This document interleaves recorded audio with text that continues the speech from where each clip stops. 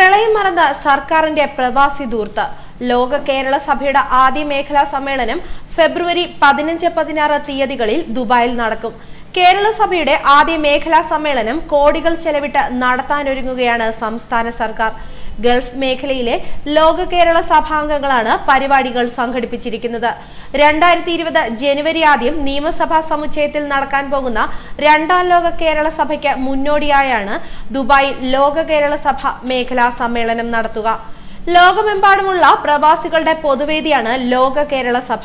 ഫെബ്രുവരി 15-നും 16-നും millennium ഹോട്ടലിലും Etisalat academia ഹാളിലുമാണ് സമ്മേളനം നടത്തുന്നത്.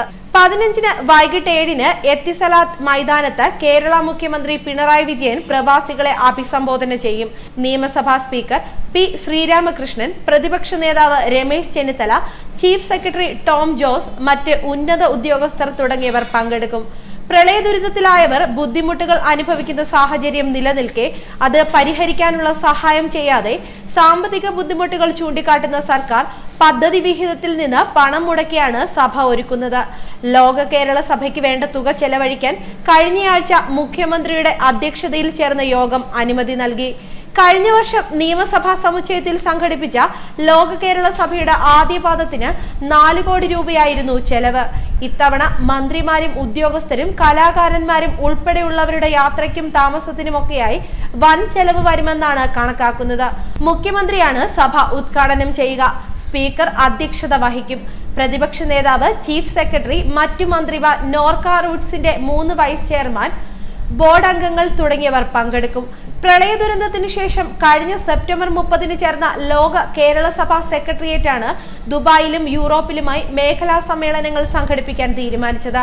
തയ്യാറെടുപ്പിനുള്ള യോഗം ഡിസംബർ 22-ന് ദുബായിൽ നടത്തി. 200ഓളം അംഗങ്ങൾ ദുബായ് സമ്മേളനത്തിൽ പങ്കെടുക്കും. UAEക്ക് പുറമെ മറ്റ് ഗൾഫ് നാടുകളിൽ നിന്നുള്ളവർക്കും കേരളത്തിൽ നിന്നുള്ള സംഘവും എത്തുന്നുണ്ട്. മിലേനിയം ഹോട്ടലിൽ ആദ്യ ദിവസം ഗൾഫിലെ തൊഴിൽ പ്രശ്നങ്ങളാണ് ചർച്ച ചെയ്യുക. എത്തിസലാത്ത് അക്കാദമി ഹാളിലാണ് സാംസ്കാരിക പരിപാടി. ആശാ ശരത്തിന്റെ നേതൃത്വത്തിലുള്ള നൃത്താവിഷ്കാരത്തിന് 8 ലക്ഷം രൂപ ചിലവ് വരുമെന്ന് യോഗ മിനിറ്റ്സിൽ പറയുന്നുണ്ട്.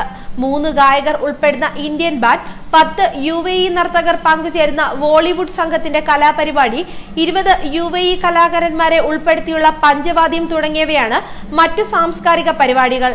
ഇതിന്റെ ചെലവ് വ്യക്തമാക്കിയിട്ടില്ല. നേരത്തെ ലോക കേരള സഭയ്ക്ക് കീഴിൽ പ്രവാസികളും തദ്ദേശീയരുമായ 98 പേരെ ഉൾപ്പെടുത്തി സർക്കാർ 7 സ്റ്റാൻഡിംഗ് കമ്മിറ്റികൾക്ക് രൂപം നൽകിയിരുന്നു. സംസ്ഥാനത്തിന്റെ വികസനത്തിനായി ഫണ്ട് സ്വരൂപിക്കാൻ ലക്ഷ്യമിട്ടുള്ള 1ാം സ്റ്റാൻഡിംഗ് കമ്മിറ്റിയുടെ ചെയർമാൻ പ്രമുഖ വ്യവസായി രവി പിള്ളയാണ്.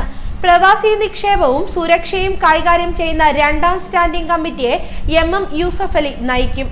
പ്രവാസികളുടെ പുനരധിവാസം നോക്കേണ്ട കമ്മിറ്റിയിൽ ഡോക്ടർ ആസാദ് മൂപ്പനെയും കുടിയേറ്റ കമ്മിറ്റിയിൽ CV റപ്പായിയെയും ചെയർമാൻമാരാക്കി. ഇവരുടെ സേവനം മുഖ്യമന്ത്രി വിദേശയാത്രകളിൽ ഉപയോഗിച്ചിരുന്നു. അടുത്തിടെ ലോക കേരള സഭയുടെയും അവയുടെ സ്റ്റാൻഡിംഗ് കമ്മിറ്റികളുടെയും തീരുമാനങ്ങൾ സമയബന്ധിതമായി നടപ്പാക്കാൻ ലോക കേരള സഭ സെക്രട്ടേറിയറ്റ് രൂപീകരിക്കുകയുണ്ടായി. പ്രവാസി മലയാളികളുടെ പ്രശ്നങ്ങളിൽ ഇടപെട്ട പരിഹാരം കണ്ടെത്തൽ തുടങ്ങിയവയാണ് ചുമതലകളെങ്കിലും അതൊന്നും ഇതുവരെ നടപ്പിലാക്കിയിട്ടില്ല.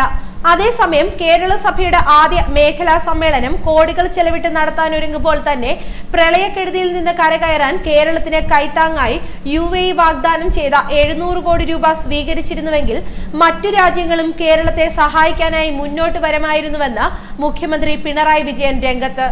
അർഹമായ വിദേശ സഹായം കേന്ദ്രം തടഞ്ഞതിലൂടെ ആയിരക്കണക്കിന് കോടി രൂപയുടെ സഹായം കേരളത്തിന് നഷ്ടപ്പെട്ടുവെന്നും പിണറായി വിജയൻ പറഞ്ഞു. ന്യൂസ് ഡെസ്ക് മലയാളി വാർത്ത.